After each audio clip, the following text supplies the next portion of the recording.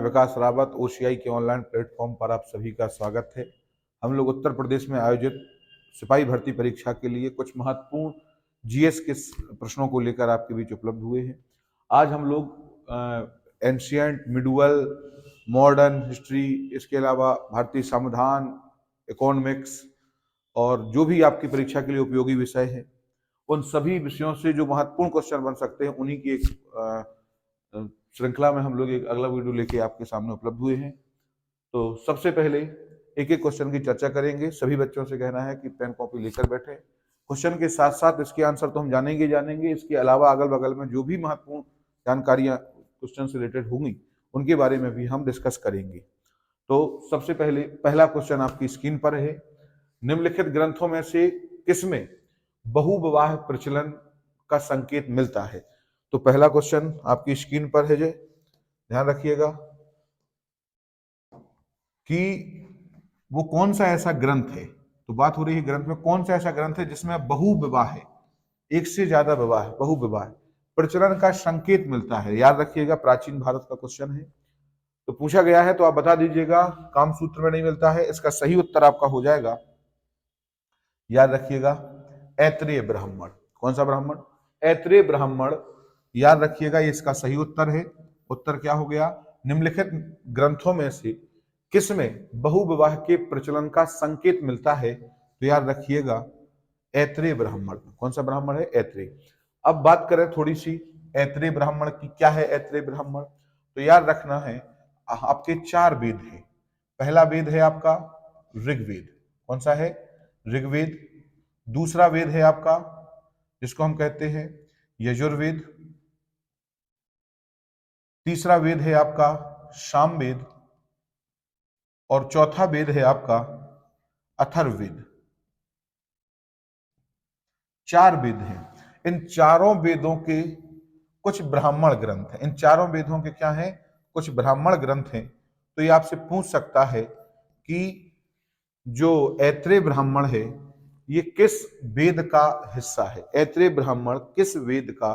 ऋग्वेद का, यजुर्वेद का, सामवेद का, अथर्ववेद का, किस वेद का ब्राह्मण ग्रंथ माना जाएगा? तो याद रखिएगा, ऐत्रेय जो होता है, ऐत्रेय ब्राह्मण ग्रंथ जो है, ये ऋग्वेद का है। किसका है? ऋग्वेद का। एक्चुअल में है क्या कि ऋग्वेद के 2 क्या है, ऋग्वेद के 2 ब्राह्मण ग्रंथ हैं। कौन कौन से? तो एक आपको याद रखना है, एक आपका यही है ऐत्रेय, एक है आपका ऐत्रेय ग्रंथ, और दूसरा याद रखना है, इसको ऐत्रेय ब्राह्मण कह देते हैं। दूसरा होता है कौशितकी। कौशितकी, तो कौशितकी। तो 2 हो गए। अगर आपसे पूछे ऋग्वेद ब्राह्मण के या ऋग्वेद के कितने ब्राह्मण ग्रंथ हैं, तो याद रखना 2 महत्वपूर्ण ग्रंथ हैं। एक है ऐत्रेय और दूसरा कौन सा है? कौशितकी। चलिए, इसके बाद अगर चर्चा करें यजुर्वेद की, यजुर्वेद के कौन से 2 ब्राह्मण ग्रंथ हैं? तो याद रखना है, यजुर्वेद का जो पहला होता है, उसका नाम याद रखना है, उसका नाम है तैत्रेय। कौन सा है? तैत्रेय। सॉरी, उसको याद रखिएगा, कौन सा है? तैत्रेय। कौन सा हो जाएगा? तैत्रेय। तो याद रखिएगा, तैत्रेय किसका है? तो याद रखना है आपको, यजुर्वेद का है। और यजुर्वेद का दूसरे की अगर हम बात करें, तो याद रखना है शतपथ। शतपथ। कौन सा हो जाएगा? शतपथ। शतपथ। तो ये दोनों याद रखना, ये आपके किसके होते हैं? यजुर्वेद के। तो ध्यान रखिएगा, पहला क्वेश्चन है आपका, निम्नलिखित ग्रंथों में से बहुविवाह का प्रचलन का संकेत कहां मिलता है? तो बता दीजिएगा, ऋग्वेद का एक ब्राह्मण ग्रंथ है, जिसको हम कहते हैं ऐत्रेय ब्राह्मण। इसके बारे में याद रखिएगा। ठीक, चलिए अगले क्वेश्चन की ओर चलें। इसके अलावा कुछ और सूचनाएं आपको बताना है इसी क्वेश्चन से जुड़ी हुई। ऋग्वेद, ऋग्वेद के बारे में याद रखिएगा कि जो ऋग्वेद है, ऋग्वेद में कितने मंडल हैं? तो याद रखना, ऋग्वेद में 10 मंडल हैं। कितने मंडल हैं? तो ऋग्वेद में 10 मंडल हैं। चलिए, कितने सूक्त हैं? तो सूक्त की अगर बात करें तो 1028 लगभग क्या है इसमें सूक्त हैं। ठीक, तो ये थोड़ा सा याद रखना, 4 मंडल हैं, ऋग्वेद, यजुर्वेद, सामवेद और अथर्ववेद। ठीक, आप लोगों से क्वेश्चन है कि ऋग्वेद के कौन से मंडल में गायत्री मंत्र का उल्लेख मिलता है? कमेंट में आप हमें बताइएगा। चलिए नेक्स्ट अगले क्वेश्चन की ओर चलें। तो अगला क्वेश्चन ध्यान दीजिएगा, अगला क्वेश्चन कौन सा है? तो याद रखिएगा अगला क्वेश्चन है चैतन्य ने, चैतन्य कौन है? तो चैतन्य महाप्रभु, याद रखना है। चैतन्य ने भक्ति आंदोलन में कौन सी विधि या कौन सी विशिष्टता को जोड़ा था? तो याद रखना है, आपका उत्तर क्या हो जाएगा? चैतन्य ने। किसने? चैतन्य महाप्रभु। चैतन्य ने भक्ति आंदोलन के दौरान कौन सी विशिष्टता को जोड़ा था? याद रखना है चैतन्य महाप्रभु के बारे में, याद रखना है पहली बात तो कि ये भक्ति आंदोलन से जुड़े हुए थे। भक्ति आंदोलन जो मध्य और प्राचीन में भक्ति आंदोलन हुआ है उससे जुड़े हुए थे कौन? चैतन्य महाप्रभु। और ये कहां से बिलोंग करते थे? तो याद रखना है बंगाल इनका क्षेत्र रहा है, ठीक। और इन्होंने किया क्या है? तो इन्होंने क्या किया है तो इसके बारे में भी थोड़ा सा याद रखना कि इन्होंने जो भक्ति में संकीर्तन लाने का श्रेय इन्हीं को जाता है। याद रखिएगा भक्ति में संकीर्तन, तो इन्होंने क्या योगदान दिया था? तो चैतन्य ने भक्ति आंदोलन के दौरान कौन सी विशिष्टता जोड़ी थी? तो आप बोल दीजिएगा कि भक्ति में संकीर्तन या जो कीर्तन वगैरह होते हैं, भजन कीर्तन, ये इन्होंने जोड़ा था। तो इसके बारे में याद रखना है संकीर्तन, संगीत के साथ कीर्तन ही संकीर्तन कहलाएगा। तो इसके बारे में याद रखिए। तो ये दोनों क्वेश्चन आपके हो चुके हैं। नेक्स्ट चलिए अगला है निम्नलिखित में से कौन सी पुस्तक 1857 ईस्वी के प्रथम स्वतंत्रता संग्राम पर सरकारी इतिहास है? महत्वपूर्ण क्वेश्चन है, ध्यान दीजिएगा। तो कौन सी पुस्तक 1857 ईस्वी के प्रथम स्वतंत्रता संग्राम पर सरकारी इतिहास बना है? तो पूछा गया है कि वो कौन सी ऐसी बुक है, कौन सी ऐसी पुस्तक है जो 1857 की क्रांति का एक सरकारी गवाह बना है? तो याद रखना है 1857 एक सैनिक बगावत, 1857 का विद्रोह, भारतीय स्वतंत्रता आंदोलन 1857, भारतीय सैन्य बगावत के सिद्धांत। तो याद रखना इसका सही उत्तर हो जाएगा भारतीय स्वतंत्रता संग्राम 1857। ये जो बुक है, यही बुक भारतीय जो वीडी सावरकर साहब का है, याद रखिएगा। और यही जो है सरकारी बुक के रूप में हमारे सामने आई थी। तो याद रखना सरकारी गवाह बन के ये हमारे सामने रही, तो इसके बारे में भी याद रखना है। चलिए अगले क्वेश्चन की ओर आगे बढ़े। अगला क्वेश्चन देखते हैं। पहले एक बात बताओ 1857 की क्रांति के बारे में कुछ महत्वपूर्ण बातें। 1857 की क्रांति, 1857 की जो क्रांति है उसमें याद रखना है मंगल पांडे का संबंध यूपी के किस जिले से था? यूपी के किस जिले से था, याद रखिएगा। तो अगर आपसे पूछे यूपी किस जिले से बिलोंग करते थे, तो याद रखना है बलिया से बिलोंग करते थे। किससे? बलिया से। उत्तर प्रदेश के बलिया से बिलोंग करते थे कौन? मंगल पांडे, जिनको 1857 की क्रांति में अंग्रेजों द्वारा क्या किया गया था? जेल भेजा गया था, और सॉरी फांसी दे दी गई थी। तो याद रखना मंगल पांडे को। मंगल पांडे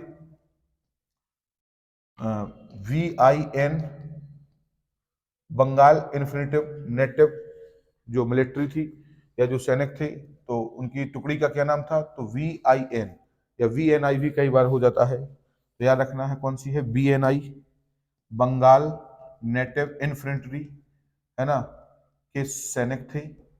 इनकी टुकड़ी का क्या नाम था? तो अगर आपसे पूछे टुकड़ी कौन सी थी, तो टुकड़ी का नाम याद रखना है BNI, है ना, बंगाल नेटिव इन्फेंट्री के सैनिक थे। और कहा जाता है यूपी के बलिया से बिलोंग करते थे। और कहां पर थे? तो बंगाल में थे। बंगाल में एक है बैरकपुर, ठीक। तो बैरकपुर में नौकरी करते थे। और आपको तात्कालिक कारण पता है? तात्कालिक कारण यह था कि 1857 की क्रांति में मंगल पांडे नामक सैनिक ने बंगाल की बैरकपुर छावनी में ये बगावत की थी कि वो गाय से बने हुए कारतूसों का प्रयोग नहीं करेंगे। और इसी बात को लेकर अंग्रेजों से उनकी झड़प हो गई। और इस झड़प में कहा जाता है कि मंगल पांडे को फांसी दे दी गई, जिसकी सूचना भाई साहब याद रखना है कहां पहुंच गई? मेरठ पहुंची। उत्तर प्रदेश के मेरठ में कहा जाता है 10 मई 1857 को मेरठ की छावनी में क्या हो गया? 1857 की क्रांति का फिर से प्रज्वलन हो गया। और यही से 1857 की क्रांति की शुरुआत मानी जाती है, ठीक। तो याद रखना 1857 की क्रांति की शुरुआत कहां से हुई थी? तो मेरठ से हुई थी। और 10 मई 1857 को हुई थी। ये तारीख याद रखना, जबकि इसके पहले मंगल पांडे वाला केस कहाँ हो चुका था, तो याद रखना है इसके पहले मंगल पांडे वाला जो षड्यंत्र केस था ये हो चुका था बैरकपुर में, जिसके कारण उड़ती हुई सूचना मेरठ पहुंची और मेरठ में जाकर फिर 1857 की क्रांति हो गई। तो ये तुम्हें याद रखना है। इसके अलावा कुछ महत्वपूर्ण बातें, जैसे कहां से किसने नेतृत्व किया था, तो सबसे पहले याद रखना है अगर हम पूछें कि दिल्ली में कौन था, 1857 1857 क्रांति के जो नेतृत्वकर्ता थे, क्रांति के नेतृत्वकर्ता कौन कौन से थे, तो सबसे पहले याद रखिएगा पहला नाम, पहले नाम की अगर बात करें तो पहला नाम होता है किसका, दिल्ली में कौन था, दिल्ली में याद रखना है। तो 1857 क्रांति में दिल्ली का नेतृत्वकर्ता कौन था, तो हम सबको पता है कौन थे, तो याद रखिएगा उनका नाम था बहादुर शाह, बहादुर शाह, बहादुर शाह द्वितीय, है ना, इन्हीं को बहादुर शाह जफर भी कहते थे। दूसरा, कानपुर से कौन था, कानपुर से याद रखना है बेगम,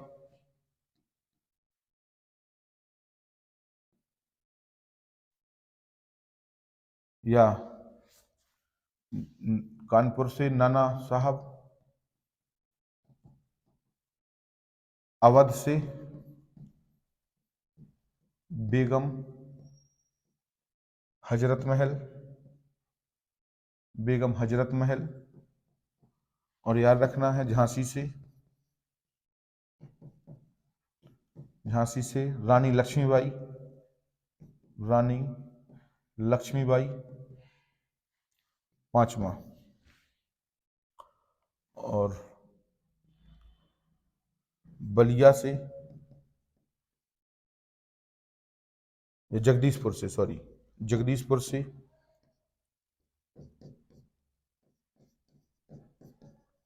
कुंवर सिंह, कुंवर सिंह।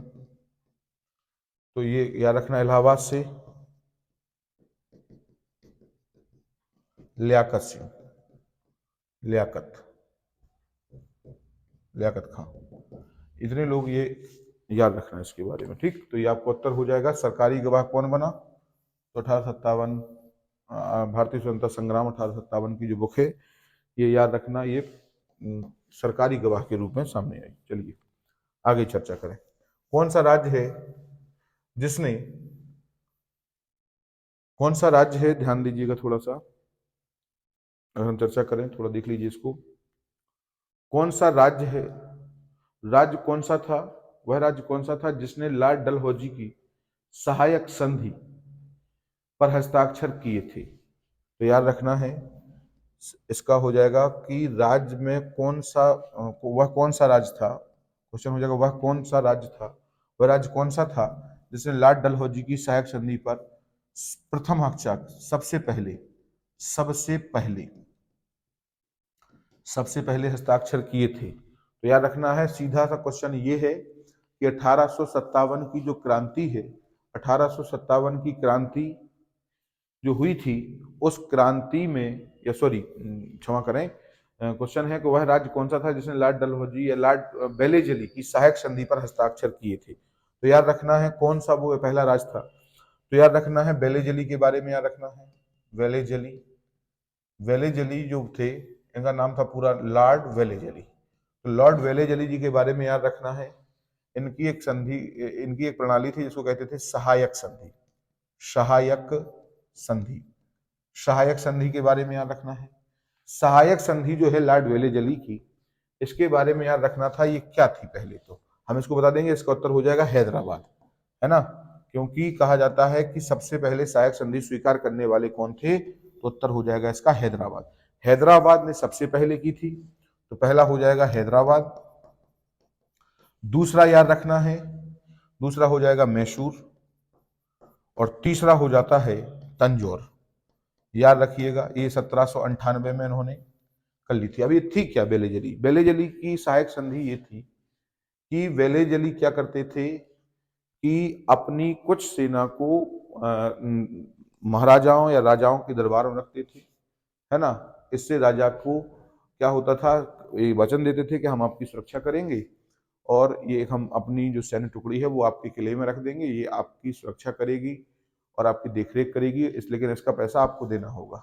तो ये जो सहायक संधि थी ये किसकी थी, ये बेलेजली की थी। और बेलेजली ने सबसे पहले किस पे हस्ताक्षर करवाए, तो हैदराबाद के शासक या हैदराबाद के जो निजाम थे उन्होंने 1798 में संधि पर हस्ताक्षर किए थे। फिर उसके बाद मैसूर ने, और मैसूर के बाद याद रखना है तंजौर में। ठीक, चलिए तो इसके बारे में भी थोड़ा सा आपको याद रखना है। अगली चर्चा करें, नेक्स्ट अगली चर्चा है मौर्य प्रशासन में राजस्व विभाग का अधिकारी कौन होता था। नेक्स्ट सुनिए ध्यान से, मौर्य प्रशासन में, तो मौर्य साम्राज्य की बात हो रही है। मौर्य प्रशासन में राजस्व विभाग का अधिकारी कौन होता था, तो अगर हम चर्चा करें तो याद रखना है इसका जो फाइनल उत्तर हो जाएगा वो हो जाएगा समाहर्ता। इसका सही उत्तर हो जाएगा क्या, समाहर्ता। जबकि याद रखना है एक शब्द है सन्निधाता। सन्निधाता का मतलब होता है जो कर को वसूल करने वाला, वसूल करने वाला। कर को वसूल करता था कौन, सन्निधाता। जबकि राजस्व विभाग का अधिकारी कौन था, तो अधिकारी याद रखिएगा राजस्व का अधिकारी, राजस्व का अधिकारी होता था कौन आपका, समहारता। समहारता राजस्व का अधिकारी था, जबकि सन्निधाता याद रखना है कर को वसूल करने वाला होता था। इसके अलावा कोषाध्यक्ष जो खजाना रखा होता था उसका अध्यक्ष होता था कोषाध्यक्ष। और प्रदेष्टा याद रखना है ये जिले का सबसे बड़ा अधिकारी होता था, जिले का प्रशासनिक अधिकारी होता था प्रदेष्टा। तो मौर्य शासन में या मौर्य प्रशासन में राजस्व विभाग का अधिकारी कौन होता था, तो आप बता दीजिएगा कौन होता था, समाहर्ता होता था। इसका उत्तर हो जाएगा समाहर्ता। चलिए नेक्स्ट अगली चर्चा करें। अगली चर्चा है सुब्रमण्यम चंद्रशेखर को किस क्षेत्र में, सुब्रमण्यम चंद्रशेखर को किस क्षेत्र में नोबेल पुरस्कार दिया गया। तो सुब्रमण्यम चंद्रशेखर याद रखना है, इनको हम लोग एस चंद्रशेखर के नाम से जानते हैं। चंद्रशेखर जी के याद रखना, पहली बात तो इन्हें नोबेल पुरस्कार दिया गया भौतिकी के लिए। किसके लिए दिया गया, भौतिकी के लिए। सी चंद्रशेखर याद रखना है। चंद्रशेखर साहब जो थे एस चंद्रशेखर, एस चंद्रशेखर जी ने याद रखना तारों के द्रव्यमान के आधार पर, द्रव्यमान के आधार पर, द्रव्यमान के आधार पर एक सीमा का निर्धारण किया था, एक सीमा का निर्धारण किया था, एक सीमा का निर्धारण किया था। और याद रखना इसी सीमा के आधार पर तय होता है कि कोई तारा में सुपरनोवा की घटना होगी कि नहीं होगी। हमने भूगोल की क्लास में इसको बड़े विस्तार से पढ़ाया था कि एक जब हम तारे को पढ़ते हैं, तारे की आयु को पढ़ते हैं, तो तारे की आयु को निर्धारित करने में बड़ा योगदान होता है चंद्रशेखर सीमा का। यदि कोई तारा चंद्रशेखर सीमा से ज्यादा द्रव्यमान का है तो ऐसे तारों में सुपरनोवा होता है। और अगर चंद्रशेखर सीमा से नीचे का तारा है तो याद रखना उसका भविष्य एक सामान्य सूर्य की तरह होता है, जैसे हमारा सूर्य है। ठीक, तो चंद्रशेखर सीमा के बारे में याद रखना है, इन्होंने तारों से जुड़ी हुई द्रव्यमान या तारों के द्रव्यमान के आधार पर सीमा का निर्धारण किया था, जिसको हम कहते हैं चंद्रशेखर सीमा। चलिए, और अगर हम बात करें कब इनको ये पुरस्कार दिया गया था, तो याद रखिएगा पुरस्कार दिया गया था 1989 में या 1983 में, याद रखना भौतिकी के क्षेत्र में। नेक्स्ट, रॉकी पर्वत कहां पर स्थित है। तो अगर हम रॉकी पर्वत की बात करें तो रॉकी पर्वत याद रखना है ये उत्तरी अमेरिका में स्थित है, नॉर्थ अमेरिका में। याद रखना है रॉकी पर्वत, रॉकी पर्वत कहां पर है, ध्यान से देखो। तो रॉकी पर्वत है यूएसए और कनाडा में, यूएसए और कनाडा में स्थित है कौन सा पर्वत, रॉकी पर्वत। याद रखिएगा सबसे ऊंची चोटी कौन सी है, सबसे ऊंची चोटी, सबसे ऊंची चोटी कौन सी है, तो याद रखना है रॉकी पर्वत की जो सबसे ऊंची चोटी है वो है माउंट एल्बर्ट। कौन सी है, तो याद रखिएगा माउंट एल्बर्ट जो है रॉकी पर्वत की सबसे ऊंची चोटी है। रॉकी पर्वत की सबसे ऊंची चोटी कौन सी है, तो याद रखना है माउंट एल्बर्ट है। और याद रखना है इसके बारे में अगर हम और आगे चर्चा करें तो ध्यान दो, चर्चा क्या है? चर्चा ये है कि एंडीज पर्वत कहां पर है, एंडीज पर्वत कहां पर है, ये आपका प्रश्न है। जबकि एंडीज पर्वत की सबसे ऊंची चोटी याद रखिएगा, सबसे ऊंची चोटी, सबसे ऊंची चोटी एंडीज पर्वत की कौन सी है? तो एकांका गोवा, एकांका गोवा याद रखना। एकांका गोवा जो है ये एंडीज पर्वत की सबसे ऊंची चोटी है। इसके अलावा याद रखना है एक पर्वत है जिसको हम लोग कहते हैं अलास्का पर्वत। कौन सा पर्वत? अलास्का, अलास्का पर्वत। अलास्का पर्वत की सबसे ऊंची चोटी अगर आपसे पूछें तो याद रखना माउंट मिचेल, माउंट मिचेल है, ये याद रखना। ठीक, तो एंडीज पर्वत की हो गई एकांका गोवा, अलास्का पर्वत की हो गई है माउंट मिचेल, और अलास्का पर्वत भी याद रखना है यूएसए में स्थित है और नॉर्थ अमेरिका वाले भाग में है। चलिए, तो ये हो गया आपका रॉकी पर्वत, याद रखना। चलिए, दक्षिण अमेरिका की सबसे ऊंची चोटी अगर पूछे तो बताओ भाई, दक्षिण अमेरिका की सबसे ऊंची चोटी कौन सी हो जाएगी? तो दक्षिण अमेरिका की यही हो जाएगी आपकी एकांका गोवा। अगर हम उत्तरी अमेरिका की सबसे ऊंची चोटी पूछें तो उत्तरी अमेरिका की सबसे ऊंची चोटी याद रखना रॉकी की नहीं है, उसका नाम है मिचेल, माउंट मिचेले या माउंट मिचेल, याद रखना। ऑस्ट्रेलिया की याद रखना माउंट कोसिस्को, माउंट कोसिस्को यूएसए, ऑस्ट्रेलिया की सबसे ऊंची चोटी है। जबकि यूरोप की है एल्ब्रुज, यूरोप महाद्वीप की सबसे ऊंची चोटी कौन सी है? एल्ब्रुज। तो याद रखिएगा, ये आपसे परीक्षा में पूछा जाएगा। चलिए नेक्स्ट, अगली चर्चा करें। अगली चर्चा है, अगला क्वेश्चन ध्यान से पढ़िए क्या है। अगले क्वेश्चन की अगर बात करें तो अगला क्वेश्चन आपसे पूछ रहा है कि उगते हुए सूर्य का देश, बताओ भाई उगते हुए सूर्य का देश किसे कहते हैं? तो याद रखना है सूर्य सबसे पहले जापान में पढ़ाई दिखाई पड़ता है, तो याद रखना उगते हुए सूरज का देश किसको कहते हैं। चलिए, तो इसके बारे में भी याद रखिएगा। नेक्स्ट, क्रोन, क्रोना, क्रोना याद रखना है किस देश की करेंसी है? क्रोना, तो क्रोना के बारे में याद रखना है किस देश की है? तो स्पेन की नहीं है, इटली की नहीं है, क्योंकि स्पेन की और इटली की दोनों की यूरो है, और नीदरलैंड की भी यूरो है। तो स्वीडन की याद रखना, स्वीडन जो है ये आपके जो स्कैंडिनेवियन कंट्री है स्वीडन, स्वीडन की याद रखिएगा, स्वीडन की जो है वो करेंसी है कौन सी? क्रोना। तो इसका सही उत्तर हो जाएगा आपका कौन सा? स्वीडन। तो याद रखिएगा स्वीडन। स्पेन की और इसकी क्या है? क्रोन, क्रोन है, तो याद रखिएगा। चलिए, अब आपको बताना है स्पेन की राजधानी क्या है।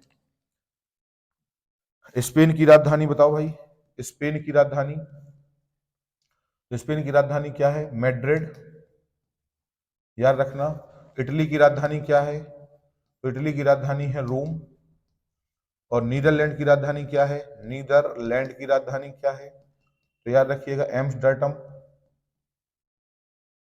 और अगर हम स्वीडन की बात करें तो स्वीडन के बारे में याद रखना है इसकी राजधानी है स्टॉकहोम, स्टॉकहोम, याद रखना। ठीक, चलिए आगे चर्चा करें। विभवांतर, विभवांतर का एसआई मात्रक क्या होता है? विभव अंतर, तो विभवांतर का एसआई मात्रक याद रखना है, विभवांतर का एसआई मात्रक जो है वो बोल्ट होता है।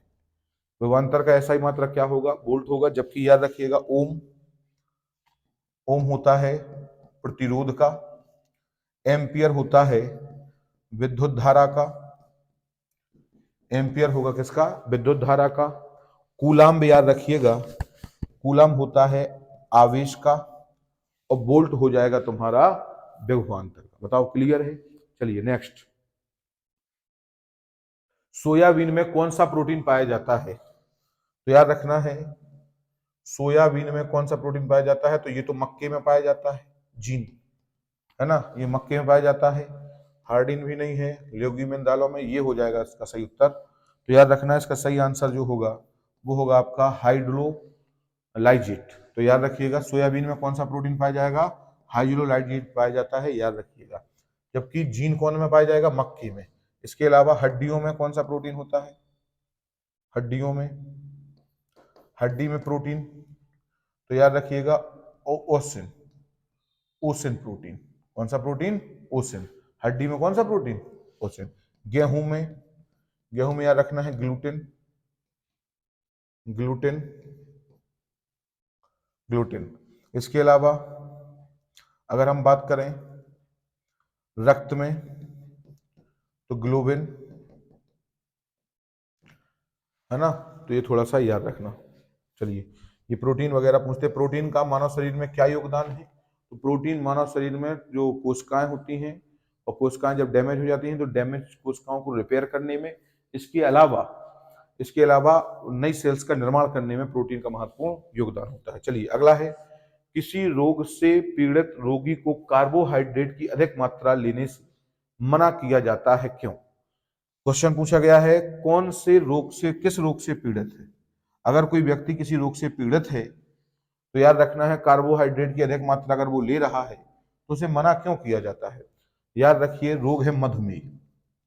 मधुमेह रोग में क्या होता है, व्यक्ति थोड़ा सा भी अधिक खाना खा लेता है तो उसके ब्लड में कार्बोहाइड्रेट या शर्करा की मात्रा ज्यादा हो जाती है, ग्लूकोज की मात्रा ज्यादा हो जाती है। ऐसी स्थिति में उस पीड़ित व्यक्ति को मधुमेह रोगी कहा जाता है। तो याद रखना है उत्तर हो जाएगा तुम्हारा मधुमेह। ठीक, इसके बारे में याद रखना, कौन सा रोग हो जाएगा? मधुमेह रोग हो जाएगा। चलिए आगे चर्चा करें। कुकिंग गैस किन गैसों का मिश्रण होती है? तो सरल है, कुकिंग माने जो भोजन बनाते हैं, मान लो जो भोजन बनाते हैं, याद रखना है भोजन बनाते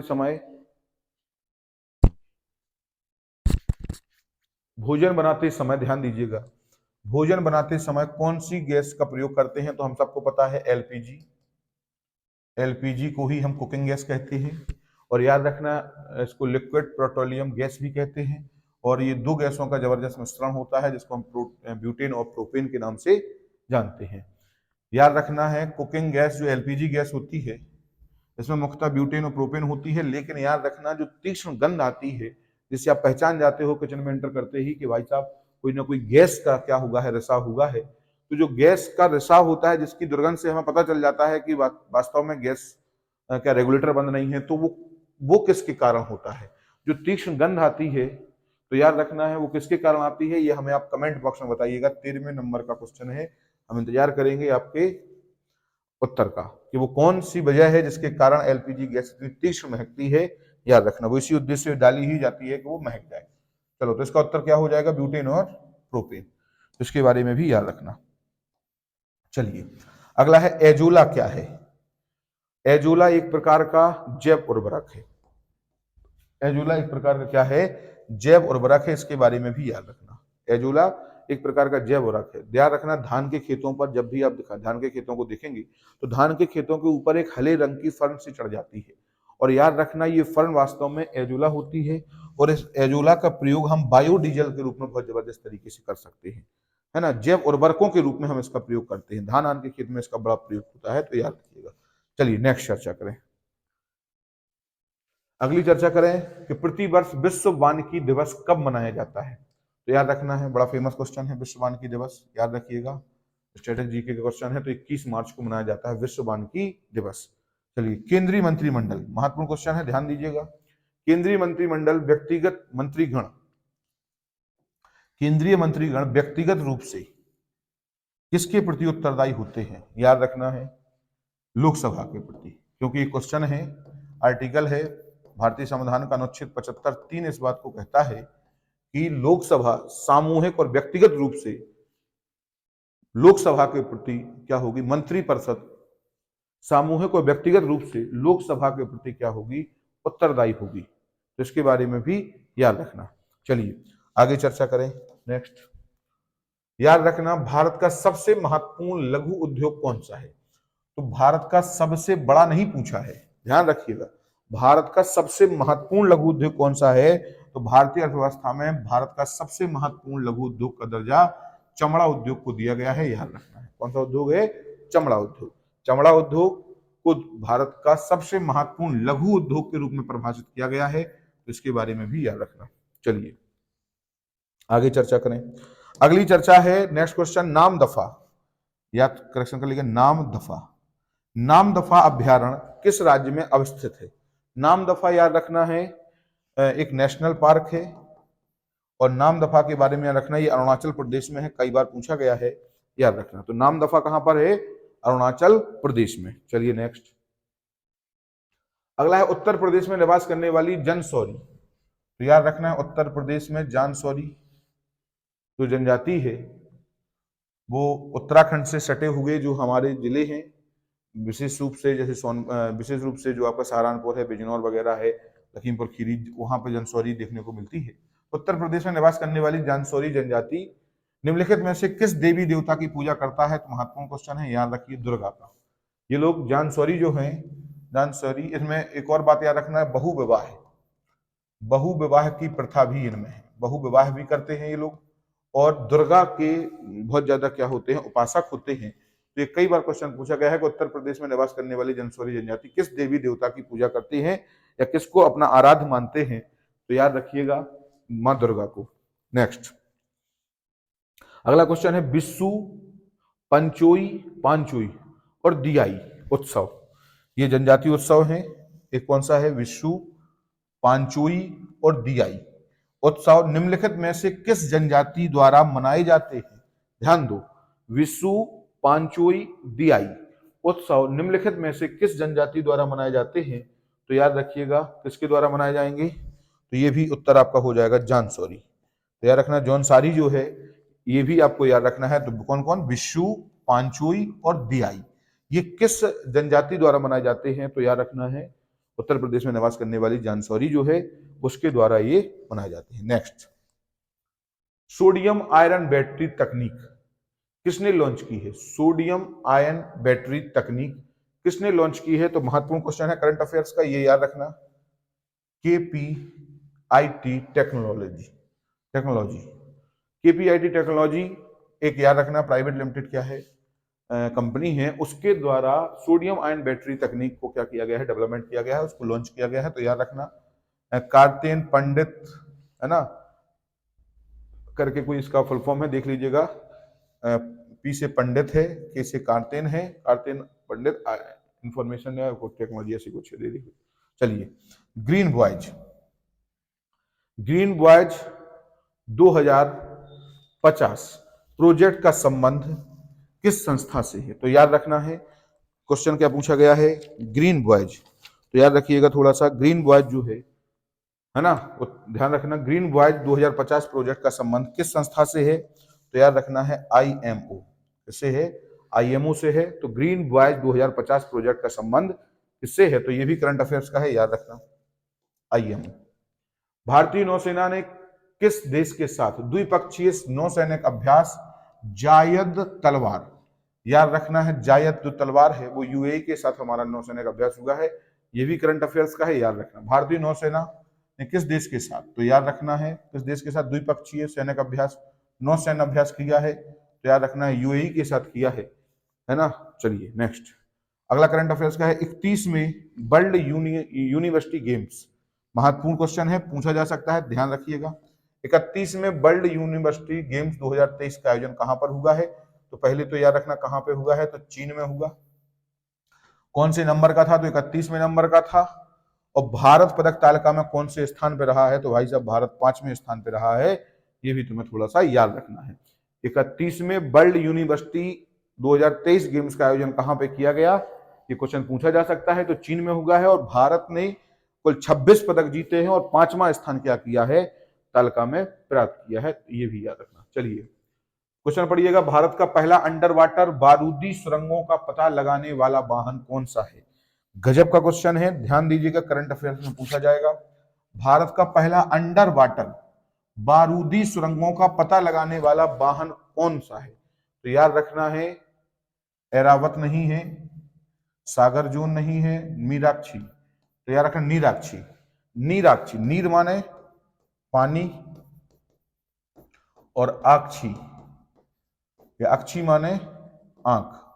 तो याद रखना पानी में आंख लगाए बैठा है एक वाहन जो पता कर देता है कि बारूदी सुरंग है कि नहीं। तो याद रखना है इसके बारे में, भारत का पहला अंडर वाटर बारूदी सुरंग का पता लगाने वाला वाहन कौन सा है? तो याद रखिए नीराक्षी है, और ये वी के कामत जो डीआरडीओ के हेड हैं, डीआरडीओ, उनके द्वारा इसको क्या किया गया है, लॉन्च किया गया है, तो याद रखना।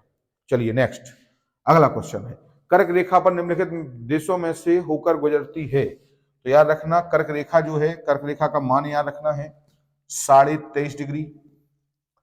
नॉर्थ अक्षांश कर्क रेखा कितने, कौन से देशों से गुजरती है, तो भारत से तो गुजरती है, लेकिन ईरान से नहीं गुजरती है, ना ईरान से गुजरती है, ना पाकिस्तान से गुजरती है।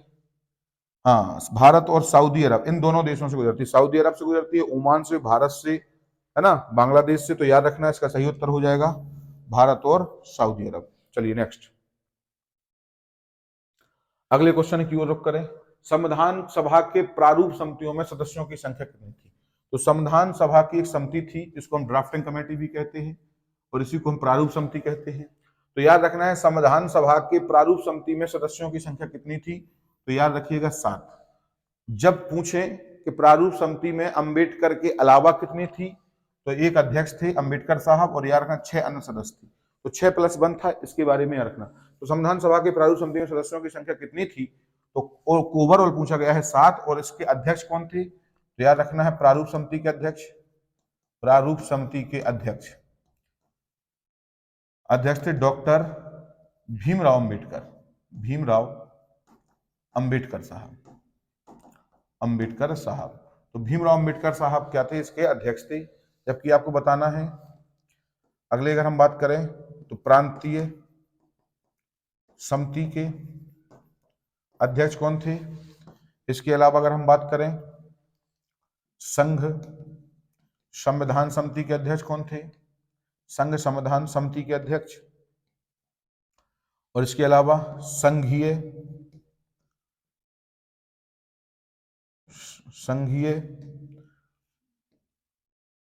समिति के अध्यक्ष, या ठीक है, तो ये बता दीजिए। तो प्रारूप समिति के याद रखना, प्रारूप समिति के कौन थे? तो सरदार वल्लभ भाई पटेल, सरदार पटेल। और याद रखना है संघ संविधान के, तो पंडित जवाहरलाल नेहरू, पंडित जवाहरलाल नेहरू जी, पंडित जवाहरलाल नेहरू जी, तो याद रखना। चलिए, वी.आर. अंबेडकर का संविधान सभा में निर्वाचन हुआ था कहां से? तो याद रखना है डॉक्टर अंबेडकर साहब का जो संविधान सभा निर्वाचन हुआ था वो पश्चिम बंगाल से हुआ था। पहले पश्चिम बंगाल से हुआ था, लेकिन पश्चिम बंगाल से हो जाने के बाद संविधान सभा के महत्वपूर्ण हिस्सा बने। लेकिन क्या होगा कि जब संविधान बन रहा था उसी दौरान 1947 में हमें आजादी मिली, तो जो बंगाल था उस बंगाल का विभाजन हो गया और वो पाकिस्तान में मिल गया। तो भारत से पाकिस्तान, बांग्लादेश अलग हो गया जहां से वो आते थे। तो बाद में उनको फिर मुंबई से चुनाया गया, लेकिन शुरुआत में याद रखना है कहां से? पश्चिम बंगाल से ही नॉमिनेट किए गए थे या उनको भेजा गया था। नेक्स्ट, किस योजना के दौरान समृद्धि दर का लक्ष्य सबसे ज्यादा थी? तो पंचवर्षीय योजना की बात हो रही है। किस पंचवर्षीय योजना में? तो पंचवर्षीय योजना, इसको सुधार लीजिएगा, पंचवर्षीय योजना, किस पंचवर्षीय योजना में समृद्धि दर सर्वाधिक रही, सर्वाधिक सबसे ज्यादा थी? तो याद रखना है प्रथम ही थी। ठीक, याद रखना किस पंचवर्षीय योजना के दौरान समृद्धि लक्ष्य से ज्यादा थी, समृद्धि दर लक्ष्य से ज्यादा थी? तो याद रखना है जस्ट डबल थी। याद रखना किसमें? प्रथम पंचवर्षीय योजना। प्रथम पंचवर्षीय योजना, फर्स्ट जो पंचवर्षीय योजना थी ये 1951 से 56 के दौरान थी, और इसका मॉडल हम सबको पता है, हेराल्ड डोमर। कौन सा मॉडल था? तो हेराल्ड डोमर मॉडल था। ठीक, दूसरी पंचवर्षीय योजना कब से कब तक थी? तो याद रखना 1956 से लेकर 61 तक थी। ये पीसी महालूनो बिस मॉडल पर आधारित थी। ठीक, तो इसके बारे में भी याद रखना। चलिए आगे चर्चा करें, ध्यान दें। अर्थशास्त्र का जनक किसे कहा जाता है? तो बहुत ही कॉमन क्वेश्चन है, तो याद रखना अर्थशास्त्र का जनक किसे कहा जाता है? एडम स्मिथ को। ये ब्रिटिश अर्थशास्त्री थे, ब्रिटिश अर्थशास्त्री थे। 1723 से लेकर 1790 तक, शायद 70 तक इनका जन्म रहा है, और ब्रिटिश अर्थशास्त्री थे। और इनकी एक किताब है the wealth of nation, the wealth of nation इनकी बुक का नाम है। तो ये भी याद रखना, एडम स्मिथ की बुक का नाम क्या है? The wealth of nation. तो अर्थशास्त्र के जनक कौन हो गए? चलिए नेक्स्ट,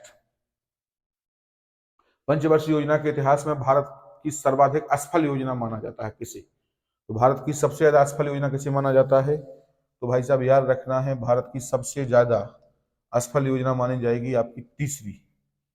कौन सी है? तीसरी। याद रखिएगा तीसरी का जो टाइम पीरियड था 1961 से लेकर 1966 तक था। थर्ड थर्ड जो आपकी पंचवर्षीय योजना थी 61 से लेकर 66 तक थी। और हमें पता है कि इसी दौरान 1962 में हमने चाइना के साथ युद्ध झेला, 1965 में हमने पाकिस्तान के साथ युद्ध झेला, और अनावृष्टि वर्षा नहीं हुई हमारे यहाँ पे, जिसके कारण ये जो है पंचवर्षीय योजना कौन सी, तीसरी पंचवर्षीय योजना, ये सबसे ज्यादा क्या मानी गई, असफल मानी गई। तो इसके बारे में याद रखना। कांगड़ा शैली जो कि गुल्लेर शैली का परिष्कृत रूप है, चित्रों का मुख्य आकर्षण विषय क्या था। तो कांगड़ा शैली याद रखना है, जो जब आप कल्चर वाला भाग पढ़ेंगे तो उसमें एक बड़ी महत्वपूर्ण शैली है कांगड़ा शैली। कांगड़ा शैली में एक उपशैली है जिसको हम गुलेर शैली का परिष्कृत रूप भी कहते हैं। तो उसमें चित्रों का जो मुख्य विषय है, जो थीम है, जिन चित्रों को देख के आपको महसूस होगा कि ये क्या बना है ना। क्योंकि जब भी आप कोई चित्र देखते हैं तो आप उस चित्र को देखते समय उसकी विचारधारा को जानते हैं कि वास्तव में ये क्या दर्शाना चाह रहा है इस चित्र से। तो याद रखिएगा कांगड़ा शैली में जो गुलेर शैली का परिष्कृत रूप थी कि चित्रों का मुख्य विषय क्या था, तो ये बताती थी कांगड़ा शैली का संबंध प्रेम से था। याद रखिएगा कैसे था, प्रेम से। नेक्स्ट, लखनऊ योजना निम्न में से किसके विकास से संबंधित है। याद रखना है सड़कों के विकास से। लखनऊ योजना का संबंध कैसे है, सड़कों से, तो इसके बारे में याद रखना। लखनऊ में कला और शिल्प महाविद्यालय की स्थापना कब हुई थी, तो 1911 में। याद रखना, पूछा जाएगा। एक और याद रखिएगा, संगीत अकादमी, संगीत अकादमी की स्थापना भारतेंदु नाट्य, तो संगीत नाट्य अकादमी की स्थापना याद रखिए पहले तो 1963। ललित कला अकादमी,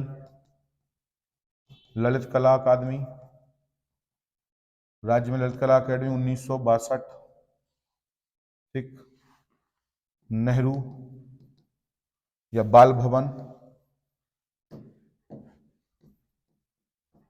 बाल संग्रहालय याद रखना है, ये 1957 में बना था। ठीक है, तो संगीत नाट्य अकादमी, ललित कला अकादमी, ये सब याद रखना कहाँ पे है, लखनऊ में है। और ये याद रखना लखनऊ में कला एवं शिल्प महाविद्यालय की स्थापना 1911 में हुई थी। चलिए, पहरिया जनजाति कहाँ निवास करती है, तो पहरिया याद रखना है सोनभद्र में निवास करती है। पहरिया जनजाति का संबंध कहाँ से है, तो याद रखना है सोनभद्र से। उत्तर प्रदेश के किस जिले में अल्पसंख्यकों का सर्वाधिक प्रतिशत है। याद रखना है, उत्तर प्रदेश के किस जिले में अल्पसंख्यकों का सबसे कम प्रतिशत है, तो इसके बारे में भी थोड़ा सा आपको याद रखना है। सबसे कम जो है वो कहां पर है। चलिए, तो बात हो रही है किसकी, उत्तर प्रदेश में किस जिले में सबसे कम अल्पसंख्यक हैं, तो याद रखना है रामपुर में है। ठीक, मतलब जो माइनॉरिटीज हैं सबसे सर्वाधिक कहां पर हैं परसेंटेज में, तो याद रखना है रामपुर में है। और अगला क्वेश्चन, सबसे स्थायी पारिस्थितिकी तंत्र, तो सबसे स्थायी पारिस्थितिकी तंत्र कौन है, तो याद रखना है सबसे स्थायी पारिस्थितिकी तंत्र होता है समुद्री पारिस्थितिकी तंत्र। ये याद रखना, स्थायी पारिस्थितिकी तंत्र पर्यावरण संबंधित होता है, ये इसमें थोड़ा सा डैमेज कम हो पाता है, ये सबसे ज्यादा स्थायी माना जाता है। तो सबसे स्थायी पारिस्थितिकी तंत्र कौन हो जाएगा आपका, ये आपका हो जाएगा समुद्री पारिस्थितिकी तंत्र। ठीक, आशा है कि आपको ये वीडियो अच्छा लगा हो। अगर ये वीडियो आपको अच्छा लगा है तो ज़्यादा से ज़्यादा लोगों तक इसको भेजिए, और इसको यूट्यूब चैनल को ज़्यादा से ज़्यादा प्यार दीजिएगा, सब्सक्राइब करिएगा चैनल को, और लोगों तक इसको भेजिएगा, है ना, जिसको आवश्यक हो उनको भी भेजिएगा। आज के लिए इतना ही। विकास रावत, थैंक यू।